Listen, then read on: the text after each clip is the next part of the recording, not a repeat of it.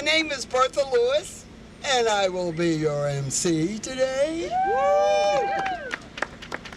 So we are really happy that everybody came here. This event is being put on by the Eco-Friendly Parks for All. It is a citywide coalition of really environmentalists and folks who not only want to protect the environment, but specifically want to protect the parks in our community. So, to start us off this morning, our first speaker is Jennifer Greenfeld, who's the New York City Parks Department. She's the Deputy Commissioner for Environment and Planning. Now, she might not look like it because she's really good looking, but she's had over 30 years of experience in the field of natural resource management. She's overseen natural areas, green infrastructure, and forestry work throughout New York City. Ladies and gentlemen, Jennifer Greenfeld, Deputy Commissioner. Thank you so much. When you look up close, you'll see the years, and plus it's just my stature. Anyway, thank you so much. Thank you to Bertha Lewis, Jay Feldman, Chip Osborne, Jeff Friends, everybody in the coalition. This pilot and our partnership is an inspiring opportunity for us to build on Parks' commitment to managing our landscapes without the unnecessary use of synthetic chemicals. And we at New York City Parks are reducing the use of chemicals. In fact, we've reduced the use of glyphosate, which is that main ingredient in Roundup, by 98% since 2014. So we're really proud of that, but there's always more to learn, and we're looking forward to doing just that from this pilot. We know there are new best practices, and we really want to understand what they are and understand the resources required to implement them. And it does require resources, so I want to thank our maintenance and operations folks for their commitment and hard work, and bear with me because we're doing this pilot in every borough, including in the Bronx, Deputy Chief Minerva Del Real and Chief Scoons, in Brooklyn, Deputy Chief Jamie Hewitt and Hort Manager Roderick Phillips, in Queens, Rufus King Park, DC Deputy Chief Adriana Yachikevitz, Hort Manager Keen Ang, in Staten Island, Chief Russo, Horticultural Manager Yvette Castro, Gardener Emily Stringer, and of course our crew in Manhattan, led by our Horticulture Manager Mercedes Nunez. Matt Genrich is here with us, and Ben Schupp. So it's just an amazing team, and it takes a lot of people, and we're really happy to be partnering. And I just want to mention that this pilot focuses on one element of the landscape, on turf, which of course is important, but it's just one of many ways that New York City Parks supports the well-being of our natural ecosystems in New York City, which of course translates into healthier New Yorkers, which is something we all want. We have a wide range of initiatives to promote biodiversity and horticulture and conservation. And I'll just mention two that I'm really proud of. I'm proud of everything, but you can't talk about everything. We have 17 of these new gardens called pollinator places, where we're using native plants in an area that's really obvious and approachable for New Yorkers. They're not hidden away in corners. And we also have this amazing place on Staten Island, the Greenbelt Native Plant Center, that collects native seed, stores them for future use, and that's what we use to grow out our plants for our restoration and our horticulture activities. So we're grateful to all of our partners. I need to give a shout out to my colleague Matt Drury, who couldn't be with us today, and of course my best wishes from our Commissioner Sue Donahue, and all of our partners across the city for the progress we've made protecting our natural resources and maintaining safe and clean and beautiful public spaces for all New Yorkers. Thank you. Jennifer. So we got a muckety muck from the Parks Department, which shows you we're not just like, green radicals. We actually got the Parks Department that's working with us. I want everybody to turn around and give a hand to Ben Osborne. He's the Assistant Commissioner for Horticulture and Forestry. Here, thank you. All right, yeah, and his crew.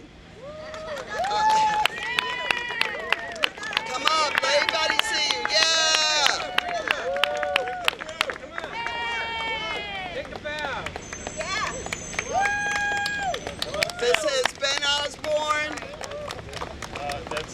and shoot. Oh. And thanking to Matt too, Matt Genrich, our manager, and Xavier and Devon. All right, anyway, thank you guys. So, Thank you. another person that is very integral to parks. You know, we have our small coalition, the Black Institute, Beyond Pesticides, Mount Sinai, Stonyfield. However, there are groups of people that work all year long to make sure that our parks are good for us. And we have one of those representatives here today. So let's have a round of applause for Cherise Palomino, New Yorkers for Parks. Thank you. Good morning. My name is Cherise Palomino, and I'm the Director of Advocacy and Programs at New Yorkers for Parks. We are a founding member of the Playfair Coalition, which includes over 400 parks organizations from across the city. Thank you to the Black Institute for organizing today's events, championing eco-friendly parks for all. The city's decade-long divestment in parks continues to exacerbate inequalities in our park system. The City Council and the Mayor can fix this by making the 1% investment of the city budget into parks. In FY22, the NYPD overtime amounted to $670 million, while the park spending budget during the same period of time was $618 million. It is imperative that we champion increased funding for our park system. Many parks advocates and community leaders invest their time volunteering to do jobs that the New York City Parks Department has not been adequately funded to do. New York is the greatest city in the world, with a park system that is outdated, nor has the proper infrastructure to support the climate crisis we're living in.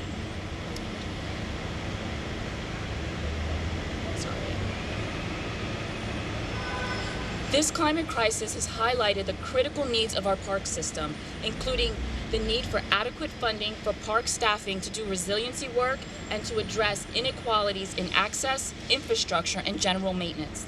Investing in our parks is critical to mitigating stormwater and other challenges brought on by extreme weather events. Instead, many of our parks are flooded during mild rainstorms. We are overdue for a transformative investment in our park system. 1% of the city budget could improve maintenance in parks like Morningside Park. We need parks that are well maintained and equitably serving New Yorkers of all communities and backgrounds. The New York City Parks Department does a valiant job maintaining these aging resources, but needs more funding to do so. It is time to allocate 1% of the city budget to parks. Thank you. A 1% solution. All right. So one of our partners in this whole coalition, you will see their table over here, is from Mount Sinai, the Icahn School of Medicine. And we have an assistant professor of environmental medicine, public health. If we have decent parks that don't poison us, we will be healthy. So Sarah Evans conducts research on how environmental exposures impact children's health, and she works with communities to advocate for practices and policies that create safer environments for all children. Ladies and gentlemen, Sarah Evans from Mount Sinai. Thank you so much, Bertha, for not calling me a mucky muck. So good morning. I'm so happy to be here today speaking on behalf of the Children's Environmental Health Center at the Icahn School of Medicine at Mount Sinai. We're a team of pediatricians and scientists who celebrate pesticide-free parks as a true victory for public health in New York City. Oops, sorry about that. Not used to using my phone to speak. So access to green spaces is an essential part of a healthy childhood. Yet children's natural propensity to put their hands in their mouths, to dig in the dirt, and to roll around in the grass makes them especially vulnerable to the harmful effects of pesticides. They also breathe more air than adults, making them more susceptible to inhaling chemicals. But now, with the implementation of pesticide-free parks in New York City, families will no longer have to worry that going to the park will expose their children to chemicals linked to a long list of health problems, including nervous system toxicity, cancers, hormone disruption, asthma, and more. Organically maintained parks not only provide a safe and healthy environment for children to play and grow, they help to mitigate the myriad health effects that are associated with climate change by reducing the use of fossil fuel dependent products and creating healthy soil. Organic parks are particularly important in environmental justice and communities of color that bear a disproportionate burden of pesticide exposures and the health impacts of climate change and associated health inequities. The creation of pesticide-free parks has far-reaching effects on protecting the health of our most vulnerable New Yorkers. Pesticide-free parks are also a public health victory for city workers. Pesticide applicators are at higher risk of certain cancers, as well as heart disease and stroke, outcomes that have been linked to use of pesticides on the job. For many years, our Mount Sinai faculty have counseled communities across the state and the U.S. on reducing the use of synthetic pesticides. Too often, municipalities respond that it's impossible, it simply cannot be done. But as you can see under your feet here today, it is possible. And I can't wait to respond to those municipalities by saying New York City did it and you can too. So I just want to thank the City of New York, the Parks Department, and all the advocates that worked tirelessly to make this a possibility. Thank you. I just want to acknowledge a couple more of my friends that are here. Allie Feldman. Where's Allie? Yes! And Allie's getting ready to have another eco-friendly park baby in August to help us grow our ranks. She is Voters for Animal Rights, because when you come to the park, you come with your little pets, right? Put your babies down, put your dogs, cats, gerbils, kangaroos, everything in the park. And I want to also acknowledge back there Brad Taylor, who's the Friends of Morningside Park. Thank you, Brad. Thank you for choosing Morningside. Now, you can have a coalition, and you can fight, and you can do whatever you want to do. And you can say, do this, do that. This is right, that is right. I'm from the Black Institute.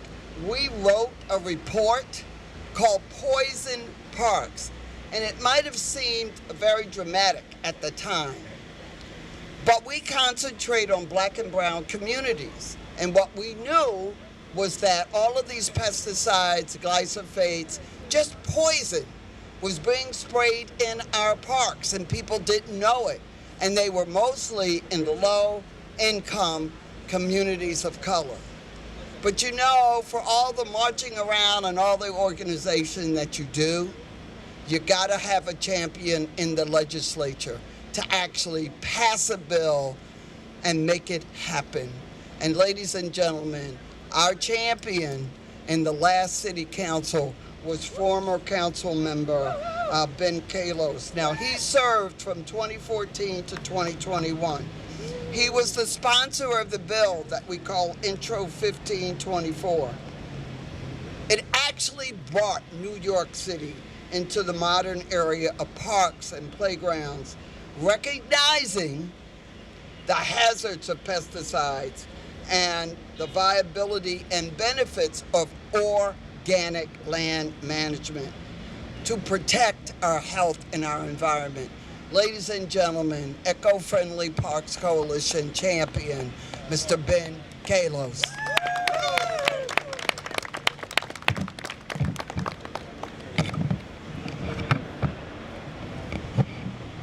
Good morning. I'm former council member Ben Kalos. I represented the Upper East Side in the City Council from 2014 to 2021, where if you haven't introduced a law by first grade, you might be considered an underachiever. Today, I'm here to read a report about what I learned in kindergarten. Everything I learned about pesticides in kindergarten by Ben Kalos. One morning, nearly 10 years ago in 2014, I visited PS 290 to keep a campaign promise to visit every public school. There I met Paula Rogovin and the precocious group of 5-year-olds in her kindergarten class. The children taught me about toxic pesticides. They taught me about nature's pesticides, like ladybugs, and they chanted, "Ban toxic pesticides, use only nature's pesticides, pass a law."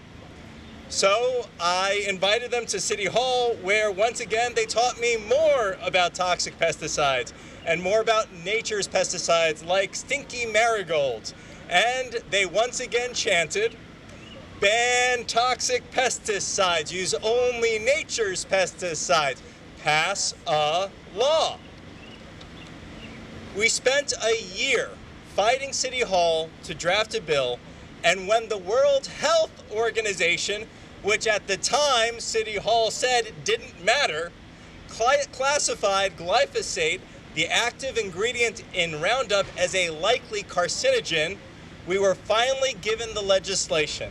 So we came back to the now first graders in 2015 to announce the new legislation in their schoolyard with news cameras everywhere, as the children once again chanted, "Ban toxic pesticides, use only nature's pesticides, pass a law." But we couldn't get a hearing.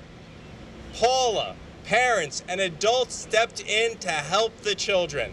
Jay Feldman, director of Beyond Pesticides, Patty and Doug Wood, founders of Grassroots Environmental Education, Sarah Evans from Department of Environmental Medicine and Public Health at Mount Sinai, who you just heard from, and so many others. These adults were relentless, calling council members until we had enough sponsors to have our first hearing in 2017, and boy, did we.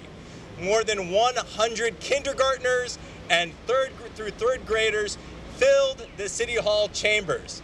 The sergeants at arms didn't know what to do with 100 kids taking over the chamber floor chanting, "Ban toxic pesticides, use only nature's pesticides, pass a law."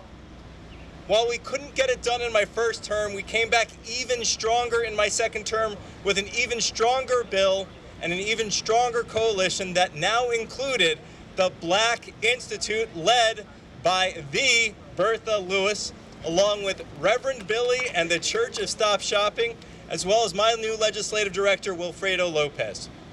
When we talked about pesticides, I think people thought of weeds in lush parks in wealthy neighborhoods, not the often blacktop parks found in low-income communities of color.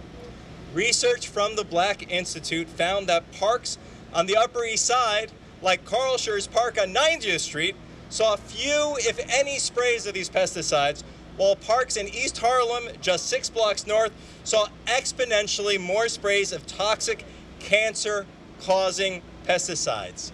These blacktops were getting drenched in pesticides to stop weeds from growing through asphalt, and in the process, poisoning our parks. With everyone's effort, the children, the teachers, the adults, and the civil rights activists like Bertha Lewis, we were able to gain enough sponsors in 2019, force a hearing in 2020, and we passed the law on Earth Day in 2021. Now, thankfully, the story doesn't end there, because the New York City Charter and Administrative Code have hundreds, if not thousands, of laws that have been passed and have been ignored from day one. But in comes Council Member Darlene Mealy again, my friend. I used to get to sit next to her, and we are lucky to have her back. And so she started asking a lot of questions about what happened with this and what's happening in her own neighborhood, which she represents in Brooklyn, and you'll hear more about what will be happening there.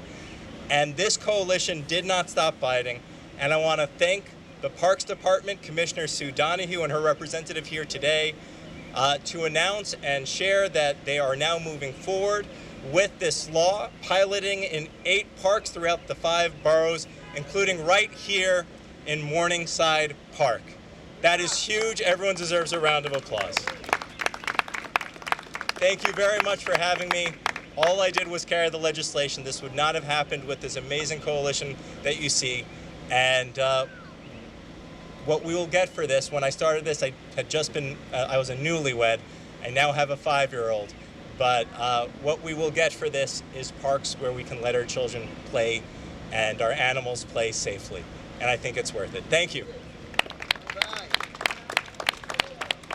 So as he just mentioned, another one of our champions on the city council, you know, we're here in Manhattan, but we got 5 boroughs. And this park that we're in today is one demonstration project. However, we're going to do another one over there in Brooklyn. And the council member representing a voice for working families, seniors, and youth, and all members of her community. And that is a staunch supporter of this coalition in parks, is current council member Darlene Mealy. Good morning, everyone. Good morning. Good morning, everyone. Good morning. This is a great day at Morningside Park. I am so proud to be here to support the Black Institute and the Eco-Friendly Parks for All. Let's give yourselves a hand. This is very phenomenal. A coalition at the first organic land use disposition project here in New York City. Intro 1524 was such an important piece of legislation to ensure that our families can enjoy sitting in the park without having their health issues at risk. When I walked in, there was a young child playing on the grass. Imagine if pesticides was all in this grass right now. We do not know, and the parents didn't know. So I am so glad for all these organizations to stepping up and saying, not in our parks, right? Not in our parks. That's what we have to continue saying all over. And I'm looking forward to doing it in my park, in the 41st Councilmanic District, Lincoln Terrace Park. That will be the next one, I hope, Miss Bertha Lewis. Jennifer, anyone. Events such as this, these are so important, especially in communities of color, like here in Harlem or in Brooklyn, Lincoln Terrace Park. We had a hearing, the last hearing, and I thank the Parks Department for stepping up just as well. I asked them those strong questions. Why are you using pesticides? I thought that we were not, and the commissioners still let us know they are. So I'm looking forward to eco-friendly parks all over this nation. And we're gonna keep our Parks Department accountable to all our elected parks. And I thank Bertha Lewis, I thank all the advocates here today, Black Institute, Eco-Friendly Parks for All, and everyone attending this important hearing. I want to thank, you got to give our former council member, Ben Kalos, a round of applause. Big round of applause. For knowing that the children will lead the way, and he did something about it. And I'm Councilwoman Darlene Mealy of the 41st Councilmanic District in Brooklyn. Thank you. So, you know, a lot of times what the Black Institute had to do, we had to go out and tell people this, you know, because they didn't know. They didn't have homes in the Hamptons or like, you know, Jeff Bezos mansions where you could just, you know, lay out and do whatever you want. You know, our folks come to the park. This is Harlem. And Morningside Park was a prime example. So I want to introduce to you someone who had been part of the Exonerated Five, who lives in this district, and who has been working tirelessly on criminal justice reform. But it is criminal when you poison our parks. Ladies and gentlemen, Yusuf Salaam.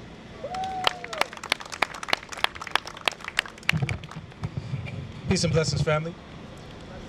You know, what I've been hearing about what's going on, we should have had eco-friendly parks decades ago.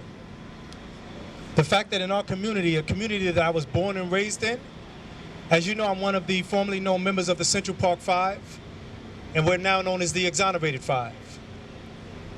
But what's more important than that is that I have 10 children. I have 10 children. And having 10 children, I always came to the parks. I didn't always go to Central Park because, of course, for me, that was the scene of the crime.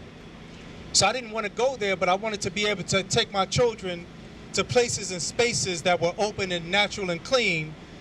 Imagine my surprise that when I found out that they were poisoning our parks. And so when I heard about what was going on here, when I heard what we needed to have happen, I said, you know what, I got to stand with y'all to be counted amongst those who have to be counted. Great things are happening here. As I always say, it's happening in Harlem. Harlem is known worldwide. And the beautiful thing is that this is the place that we call home, and that we want to make sure that if we can do it in our places, in the most greenest of spaces, and we don't have a lot of them, we need more green spaces. But we need to make sure that our green spaces are not poisoned, because why are they poisoning us? It's almost like they believe that we're expendable. But we got to know that we are worth something and that we were born on purpose. And that's one of the main messages that I give my children all the time. It's not what happens to you, but how you internalize everything that allows you to come out on the other side of the storm, a person that gets a chance to reflect the light. And so I'm glad to be here. I'm glad that Ms. Lewis called me to participate, and I'm glad that I was able to participate. You know, I have a global platform. Everybody knows about the Central Park Jogger case. Everybody knows about the Exonerated Five. And so I love to use my person and the platform I have to be able to speak truth to power and make sure that we can keep going forward. And I kind of just want to echo what the former councilman said, because I loved it. I mean, this is powerful. Ban toxic pesticides. Use only nature's pesticides. Pass a law. But we need those laws to be replicated, to be rolled out all around our great city. We can be the green beacon, I think, so that the whole nation gets an opportunity to live in harmony with nature in a beautiful way. So thank you, Bertha. Thank you for the Black Institute, what we're doing here. I appreciate you. Thank you. All right. 10 children. He been busy. I just also want to acknowledge Jay Wright. Let everybody see you. You know, you come to an event, then act like you don't want to be seen. And Jay Wright is part of the staff for a longtime resident up here, Inez Dickens. She couldn't be here today because she's making laws up in Albany. One of our main folks here from Beyond Pesticides. And I just want to make sure that you all know, if you come to the Black Institute table, we have a QR code that you can take a picture of. We have just finished our follow-up to Poison Parks, and we took it from you, Jay. It's called Beyond Poison Parks. So I want to introduce to you all Jay Feldman. He is the founder and director of the National Environmental and Public Health membership group called Beyond Pesticides. He has a 40-year career of working with communities nationwide. He's coordinating the collaboration of New York City parks to manage 8 organic management demonstration sites in all 5 boroughs. Ladies and gentlemen, Jay Feldman. Thank you, Ms. Lewis. Thank you so much. Well, you've got the background here on the sort of melding of science, policy, and action. You heard from Ben Kalos on the policy side, but that was driven by the science that Mount Sinai brought to the discussion. And now you're seeing the action part. And Beyond Pesticides has been honored to be a part of this process, bringing the community together around an understanding that we can manage our landscapes without dependency on petrochemical pesticides and fertilizers. The key, and why that's important, is because the issues around land management intersect with 3 existential crises that we as a community and as a nation are really called upon to address. And that includes health issues, a range of health issues, from cancer to respiratory issues. It includes biological or biodiversity collapse, which is on the horizon, and it includes the climate crisis. And one way we can do this, in terms of one way we can make a difference, is to eliminate petrochemical pesticides and fertilizers, which we're doing on this site here at Morningside and in the 7 other sites across the city. So what are we doing about this? You've heard the sort of outline of why this is important and where it's going on. So what is going on? What exactly are we doing? Well, we came down to Morningside Park and the 7 other sites across the boroughs, and we took soil samples because, as Ben said, we want to work with nature and really harness the sort of relationship that we have with nature to cycle nutrients naturally, create plant resiliency and adaptability to drought, and increase water retention. So we're essentially creating an ecosystem here that gets off this dependency cycle and ends up with a beautification program that is healthy for people and pets. So we're talking pollinators to pets and wildlife to waterways, protection of children, protection of those with underlying health conditions, protection of the environment. These are concepts that we all care about. We're taking the concept of sustainability and we're putting a definition to it. A definition that has a plan, that has steps that can be taken that are no longer reliant on toxic chemicals. To do that, we have created this collaboration with the New York City Parks Department and have found an incredibly capable staff at the New York City Parks Department that is extremely enthusiastic about managing this site and the other boroughs, in which we intend to create a model that's applicable across the city. We brought in Osborne Organics. You're going to be hearing from Chip Osborne, president of Osborne Organics, to help with the technical side of collaboration with the staff, with the New York City Parks Department. This would not have happened without the underwriting of Stonyfield Organic, and now we have a new partner in Stop and Shop, which is committed to the Staten Island projects. It takes a community, it takes a village to do a project like this. It takes an understanding, an awareness, and a commitment, and it takes resources. So we've got the resources we need to move this program ahead. You can see the checks over there that have been written. And now we're putting our metal to the pedal, and we're moving ahead. It's not business as usual. We are addressing the urgency. We're incorporating this program into the goals of New York City to be a sustainable community. We're integrating compost into the program, which is a cutting-edge feature of this program, through the sanitation department. We will be taking that compost and putting it back in as a nutrient source and a source of soil biology and soil health for these sites. And that's no small feat. More about that later. We have actually done testing of the compost, and we believe and we're certain it can be used. So we're in a situation here where we're creating a closed loop, and one that is going to lead the nation in transitioning our playing fields, our parks, our open spaces to organic land management. So thank you so much for being here. We are leading the nation. People all across this country. New York City leads the way. So, you gotta have experts, right? Who is our resident expert? The president of Osborne Organics, 40 years of experience, works in communities across the country to transition parks and playing fields to real organic land management.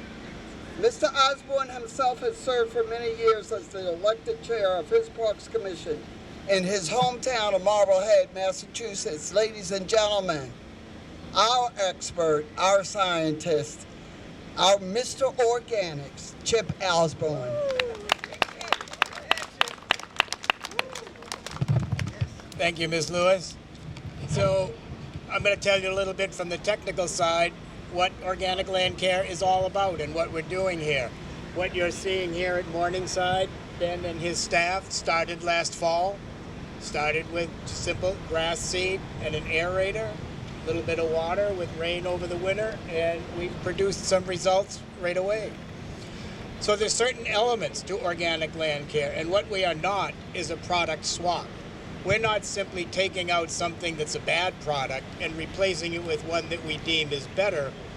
We're now approaching this park and all of our projects as a system.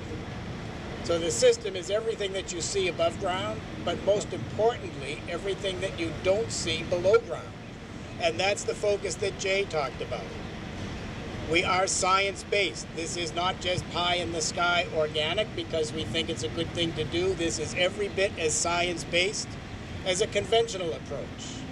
And we deal with it that way, and that is the foundation for all of our work. So how do we do this? What did we do here? First step was a site evaluation. We walked and we looked at the strengths and weaknesses of this site and determined what strategies we think might work to begin to transform this into a natural environment. We did an extensive soil evaluation for the texture, the sand, silt and clay, the chemistry, and most importantly, samples of this soil went under a microscope and all those little organisms under there were identified and what they're doing and how they're working. Our focus is primarily on soil biological life, cultural practices, and natural organic product. We use no synthetics. Now the focus is pesticide-free parks, but it also needs to be synthetic fertilizer-free parks.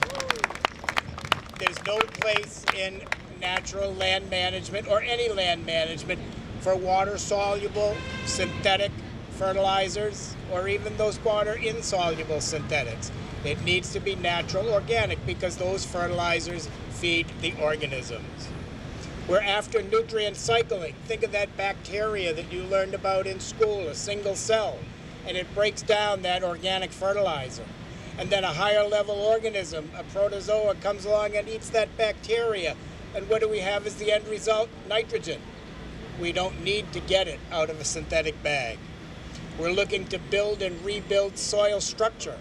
The soil structure leads to the water savings that Jay talked about. Within 5 years of a program like this, we should see a 35% reduction in water use. And that's typically what we see in projects around the country. We're looking to set the table for the future. This will be a 3-year transition project where we introduce new practices, new products, new protocols, and then build for the longer term. In all of my dealings so far with the district here, and particularly with Ben, it's an extremely knowledgeable staff. It's really exciting to work with them. And what we're going to do is go through a training program of sorts, where even though they're quite educated in what they do, we're going to begin to introduce these new products and protocols and the science and education behind what we're doing. So New York has the ability to lead the nation in this. It's happening in other parts of the country, but with the stature that New York City possesses and taking a leadership role, what we all want to see is this to spread around the country. Thank you. Thank you, Chip. So watch out, America. We're coming to a park near you. Now, again, in our coalition, you can do nothing without folks on the ground and grassroots. And our next speaker is the Executive Director of Environmental Health, a nonprofit called Grassroots Environmental Education. They inform the public and the decision makers about the health and the risk of environmental exposures. Ladies and gentlemen, Ms. Patty Wood. Thank you, Bertha. Okay, from our perspective, this is a truly exciting moment. New York City is now the largest city in the country to bestow upon its residents and future generations of New Yorkers a pesticide-free parkland. Places where people, pets, and wildlife will share healthy, safe, green spaces amidst the skyscrapers and cityscapes. Connecting to nature with your family, watching birds, walking your dog, will not be spoiled by pesticide application warning flags. It was an amazing effort by so many, and we are really honored to have played a role. As an environmental health nonprofit, the very first issue we focused on was eliminate pesticides from schools, daycares, and neighborhoods. After several months working on this, we were able to convince legislators in Albany to sponsor a law banning pesticides from school grounds across this state. This became a reality in 2010, but New York City's children did not benefit from this law, as they do not have school fields and playing grounds, but instead play on New York City parks. This law that we are celebrating here today was passed on Earth Day in 2021 and went into effect on November 22nd, 2022. And it fixes that injustice. Now New York City's children will play on pesticide-free parks and fields going forward. Thank you especially to the bill's sponsor, former City Councilman Ben Kallos, and the entire City Council who voted unanimously to pass this law. While children's health is paramount to our work, this law also heeds the call to eliminate toxic chemicals from entering the environment. As a city surrounded by water, New York has the responsibility to protect this critical natural resource and its ecosystems that are found in and around it. Runoff from severe weather will no longer be laced with turf pesticide poisons that have compromised the efforts of groups who are seeding oysters to revive protective shellfish beds and planting protective grasses to minimize the effects of storm surges and flooding. And as New York City makes efforts toward becoming more sustainable, abandoning the use of fossil fuel-based pesticides is a major step forward. When pesticides are made, 3 major greenhouse gases are emitted: carbon dioxide, methane, and nitrous oxide. And when used, they increase ground-level ozone. Finally, I want to especially recognize our friend and colleague for many years, Chip Osborne, who you just heard from, for his invaluable experience and deep knowledge of natural turf management and his wonderful, really wonderful ability to share this with others, and in this case, New York City Parks personnel. We all know that laws have no teeth without good implementation and enforcement, and we are grateful to have Chip, as well as the continuing support of the city and the dedication of the members of the Eco-Friendly Parks for All. Thank you.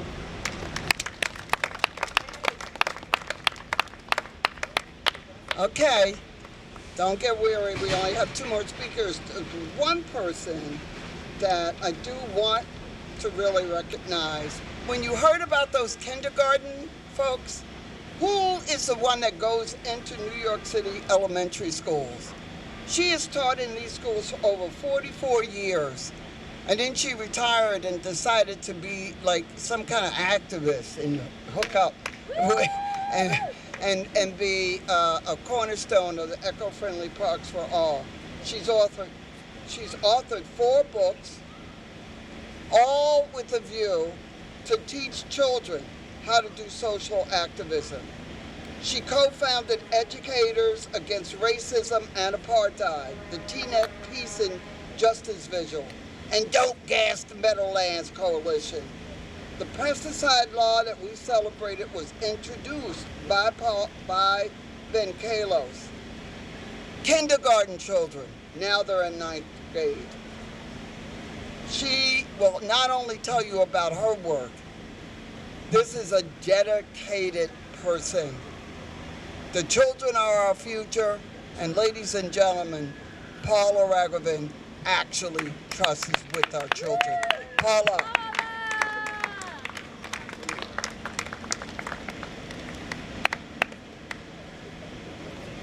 It's so great to be here. It's so great. we're all so happy. This was a team of people working together. I wanted so much for my former kindergarten kids from 2013-14 to be here. But you know what? They all had, they're in 9th grade now, and they all have exams. So one of the students sent me a note last night, Savannah Basin, sent this note. Thank you. I'm speechless and proud to have participated so young in the process. Let me just tell you a little bit about my kindergarten class and the fight to get this law. We were learning in 2013-14, we were doing research about foods in our school cafeteria, and they wanted to learn about tomatoes. So we made a whole list of the questions they had, what they wanted to learn, and in the process of learning that, they learned about aphids and other insect pests that annoy, that eat up the tomato plants. And we learned about the impacts of these pests and weeds on farms, and the children kept doing more research. We figured, well, what could we do? And we said, well, let's get rid of the pests. And we pretended, we like to role play, pretended to spray something called pesticides. Pretended to do it. And during the role play, I instructed the kids to be scratching their rashes on their arms and legs and coughing and things that happened to farm workers over many decades. When the children, they were very upset. So when they learned that the pesticides are used in parks also, in parks right here in their city, they were so upset. They were so upset. And I really believe it's wrong to leave children upset. And I have some former colleagues and parents and even a former student here, Lucy. They know that I don't believe when we studied about child labor, we did something about it. When we learned about pesticides, we made a list. What could we do about it? And so we kept doing our research, and then we kept doing those many things on our list. We wrote a play, and some of the words in the play were, ban toxic pesticides, use only nature's pesticides. So, pass a law, that's, yeah. So, when we interviewed some of the grandparents, Jerry and Iris Balsam, they live in Long Island, and they had been fighting for a pesticide law. And the kids asked them, well, what did you do? Well, we talked to the lawmakers. Did that work? No. We wrote to the lawmakers. Did that work? And then kids said, well, so what did you do next? And they said, well, we marched. And so we got up, held pretend signs, and we marched throughout our classroom and chanting what those grandparents taught us. Ban toxic pesticides, use only nature's pesticides, pass a law. So during that time, we also learned about alternatives to toxic pesticides, because you have to solve the problem somehow. So when Councilmember Ben Kalos came to our school, the children told him about the research. He invited them to City Hall, and he looked at them like, seriously, I'm going to do it to you. This is what he did to them. He said, what would you like me to do? Pass a law. And they started chanting, ban toxic pesticides, use only nature's pesticides, pass a law. And so he said, I promise I'll try. And he told you the next year, after World Health Organization made a declaration that glyphosate is likely carcinogen, they were able to introduce the law. It was tough, and it was the people here and others who worked so hard. I'm telling you, day and night, trying to get this law passed. It was so tough. I won't tell you all the obstacles, but there were many. And you know, Ben told you how we went to City Hall by subway and did a skit as our testimony, 60 kids and 60 adults. And it was really hard work to get this passed. And on Earth Day 2021, we had a press conference and announced that the bill was going to be passed. It was passed that day unanimously. And this law is about environmental justice. Not just about making nice parks, clean parks, healthy parks, but it's about environmental justice, about parks for all children, regardless of race, of economics. So the message for young people and for people of all ages, you are never too young or too old to pass a law. You're never too young or too old to help make this a better world. And I want to thank all of the people who were involved and all of the, and it's true, a law doesn't mean anything unless it's implemented. So we urge all of you, all of us, to stay involved and make sure this law is fully implemented. Thank you. You're never too young. Kindergarten students did this. And we're all here today because of little kids in kindergarten, and now they're getting ready to go into high school. Our last speaker is one of our, every building has a keystone. Well, the keystone of this coalition is our Sustainable Agricultural Manager for Stonyfield Organic. They got the cow. They got yogurt. It's free, by the way. So you all can get some. So make sure that you do. Our next speaker, prior to coming to Stonyfield, she managed environmental education, urban farms, and food access for Brooklyn's Botanic Garden. Woo, Brooklyn! I live in Brooklyn, that's why. And she worked on fruits and vegetables to grow New York City. Our next speaker, to round us all out, from Stonyfield Organic, Miss Dana Osborne. Dana. Thank you, Ms. Lewis. My name is Dana Bourne, not to take any of the Osborne credit, and I'm Sustainable Agriculture Manager for Stonyfield Organic. And I am truly honored and inspired to be here today, jumping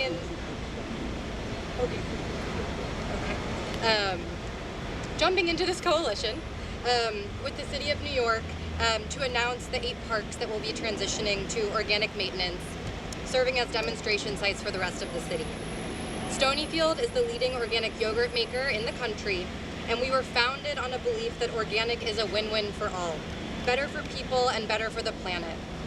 In 2018, we launched the Stony Fields program to convert parks and playing fields across the country to organic grounds management, to bring our passion from the farms to the fields where children and families play. To date, along with our partners, we've worked with over 40 communities to transition parks, and we're just getting started. We're dedicated to making as many parks and fields as safe and healthy as they can be today and in the years to come. When the Stonyfields program began, we dreamed of one day working with New York City, one of the most, or I would say the most, iconic city in the world that I'm proud to call home. We are humbled to be a part of this coalition and to include New York City as part of our signature program of purpose. After the speakers conclude today, we'll be donating a check for $60,000 to help underwrite the work being done in this beautiful city, and we invite you to join us for a short check presentation. I'd like to give a quick shout out to my colleague from Stonyfield, Mairead Dunphy, who leads the Stonyfields initiative but couldn't be with us today. And I don't want to steal any of the credit for the program that she's grown and evolved. And I'd like to really sincerely thank this coalition of partners, the Black Institute, Beyond Pesticides, Osborne Organics, the City of New York, and everyone who's making this happen for their work to bring this important program to life so that New York City, all residents can enjoy not just beautiful parks, but parks that are free from pesticides too. So thank you all so much. And I'm going to invite up Stop and Shop to say a quick word. Sorry, I know she was supposed to be the last speaker, but I guess I'll say a quick word because I know we've been here for a while. My name's Dan Wolk. I'm the Stop and Shop External Communications Manager here located in New York, and I truly am honored to be here representing Stop and Shop as we donate $5,000 to the Stonyfield Organic Play Free Initiative. It is extremely important that our children and all neighbors have organic playgrounds where they can play, which we have heard today, where they can hold picnics, they can walk, and not worry about these pesticides. At Stop and Shop, we believe strongly that we must all do our part to keep out waste from our landfills and support environmental, sustainable programs, not only for the children of today, but for future generations. We are extremely proud to partner with Stonyfield and all the organizations here, as our $5,000 will be going to Staten Island, where we have 5 stores, and it'll be going to their Parks and Rec department to support the playgrounds there. So I just want to say thank you for having me. Thank you for your patience. And at Stop and Shop, we are here to serve our customers, but not just them. We are also here to serve our community members across New York City. So thank you for having me. The Superman from the supermarket. Okay? Stop and Shop. Y'all got to stop there. And when you stop there, you got to shop there. So thank you all for coming. You know, you can congratulate us. Eco-friendly Parks for All. We are responsible for this fabulous weather. Yes, you can give us a hand. You're welcome. Wherever eco-friendly parks go, that's where you have good weather and good parks. I just want to make sure that you all have a picture of our QR code beyond Poison Parks, because, as our commissioner says, our parks are no longer poison. Our parks are good and our parks are organic. Do we have any questions from anybody? Anything you'd like to know? Otherwise, free yogurt from Stonyfield, and make sure that you go through the cow. Thank you all for coming.